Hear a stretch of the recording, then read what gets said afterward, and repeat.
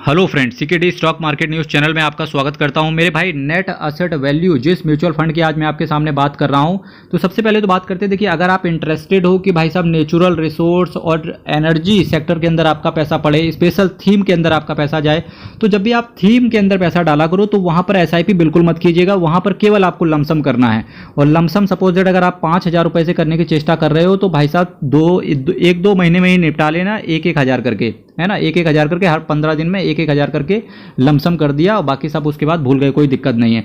क्योंकि देखिए, जब भी आप थीम बेस्ड करो तो आप लमसम करो, और जब आप स्मॉल कैप हो, मिड कैप हो, लार्ज कैप हो, फ्लेक्सी कैप हो, ठीक है, मल्टी कैप फंड हो, तो इनमें आप एसआईपी किया करो, ठीक है। और नेट असेट वैल्यू की बात करेंगे तो 71 रुपए का इसका एनएबी चल रहा है।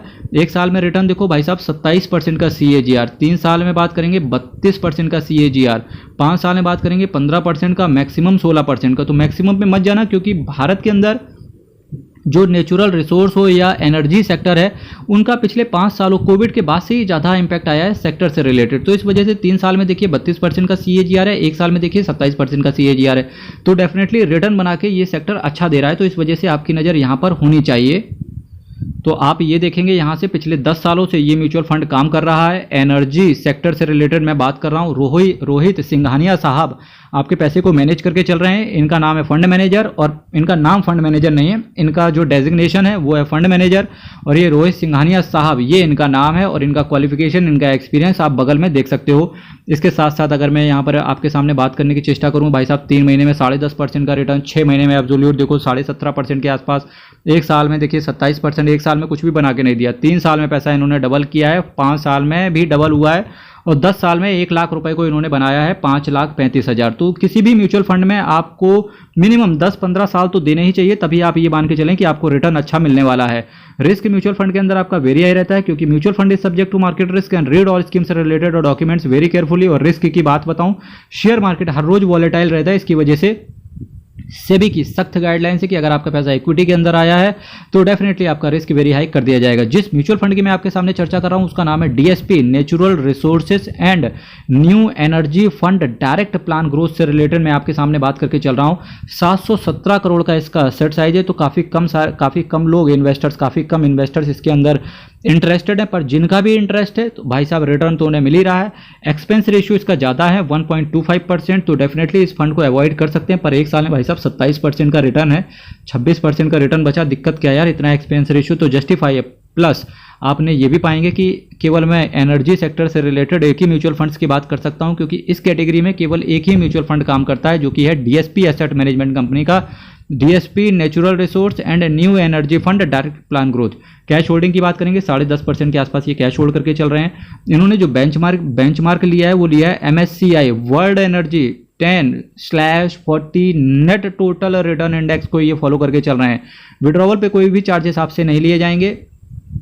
तो टारगेट करते हैं भाई साहब किन किन सेक्टर्स में आपका देखिए पैसा पड़ा रहेगा। मेटल्स को इन्होंने 39% एसेट को एलोकेट करके रखा है। एनर्जी को इन्होंने दिया है 29%, कुछ कैश होल्ड करके चल रहे हैं। मटेरियल को इन्होंने 2.81% दिया, और कुछ अदर्स में पैसा डाला है 17.49%। अब बात करेंगे कि किन किन शेयर्स के अंदर आपका पैसा पड़ा हुआ है। हिंडाल्को इंडस्ट्रीज के अंदर, Jindal steel and power, black rock global fund, new energy fund के अंदर इन्होंने पैसा डाला। ब्लैक रॉक आप जानते हो भाई, सबसे बड़ा जो स्टार्टअप पीई बोलते हैं, जो सीए जो कर रहे होते हैं, तो सीए करने का सबसे तगड़ा जॉब होता है प्राइवेट इक्विटी फर्म के अंदर काम करना।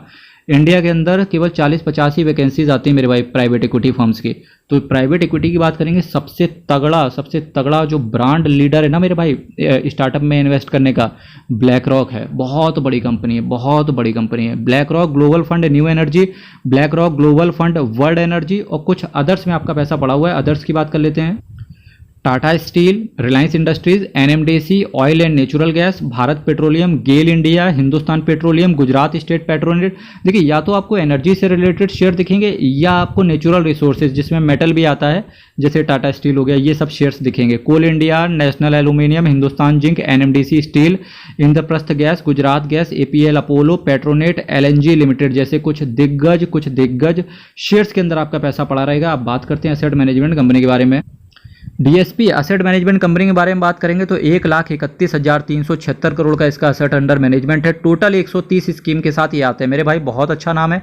इस फंड की बात करेंगे तो एक्सपेंस रेशियो इसका ज़्यादा महंगा है पर रिटर्न ठीक आ रहा है, तो इसकी वजह से जितने लोगों के पास भी ये फंड है बने रह सकते हैं, और जो लोग बनाना चाहते हैं तो वो केवल लमसम ही कर सकते हैं, 2-4 हज़ार रुपये डाल के भूल जाओ, दिक्कत क्या है। ठीक है, और चलिए इस चैनल को सब्सक्राइब कीजिएगा, वीडियो को लाइक कीजिएगा। हरि शरणम अयप्पा शरणम, बहुत बहुत धन्यवाद। हर हर हर हर महादेव।